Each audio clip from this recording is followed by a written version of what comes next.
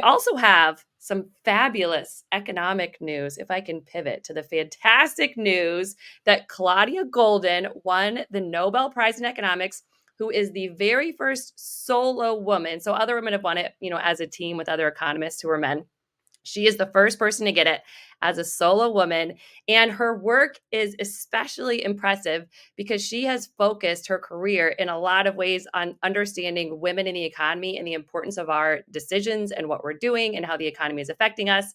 And one of her most cited papers actually talks about the pill. So a lot of people don't know, The Economist magazine in 1999 said the pill, the contraceptive pill, was the most important innovation of the last century. Like when you think we had like cars, internet, phones, and the economist was like, nope, it's the pill. And Claudia Goldin's work showed why this innovation was so important because it allowed women to go to school if they wanted to, become doctors if they wanted to, become lawyers if they wanted to.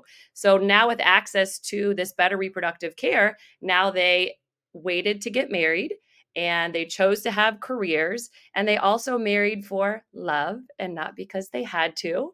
And so the work she has done is so important, and I'm so excited that she won. Wait, so let me get this straight.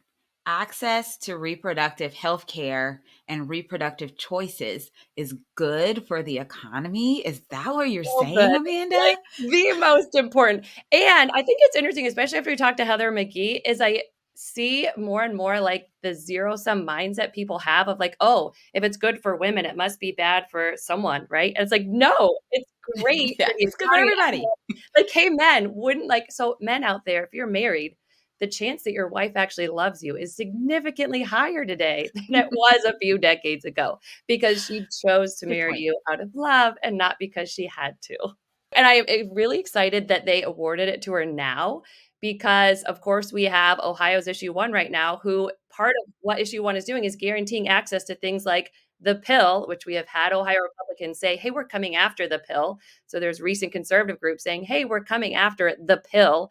Like the very thing that Claudia Goldin says is important for choice, not just choice about our bodies, but choice about our careers, choice about who we marry, choice, like all of the choices, any type of economic freedom, any type of freedom comes down to like our choices when it comes to reproduction. And it's so amazing that she got this prize for talking about all of this, especially right now. So I have to tell everyone a funny story is like Amanda texted us very early on Monday morning. I actually usually wake up very early and told us that Claudia Goldin had been awarded the Nobel Prize for economics. And I legit thought that Amanda was like awake. Just, how like people in Hollywood wake up like at 2:00 in the morning to see who got for Oscars.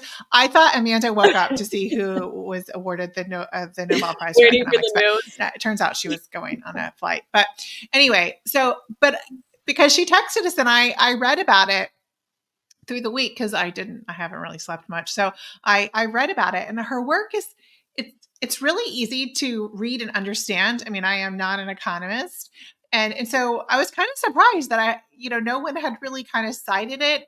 And, I maybe they have, and I haven't seen it, but it seems like something you could kind of casually throw around in a conversation because it's very easy to understand and to really see the benefits through her research, and the way she presents it is very approachable. So I encourage everyone to look at it and, give you some things to talk about with your friends, like dinner parties. I'm definitely using it in the legislature. I'm going to be like, by the way, the last Nobel Prize winner in economics says that this bill is trash because Yeah. this bill is bad for the economy, and y'all love the economy so much. So this is why this is a bad bill. So trust and believe. Oh, I love it. When I do That's it, good. I will send y'all the clip. So please, I was going to say, I'm going to need a clip I of love this. it. But these are the stories we miss when we're so focused on right.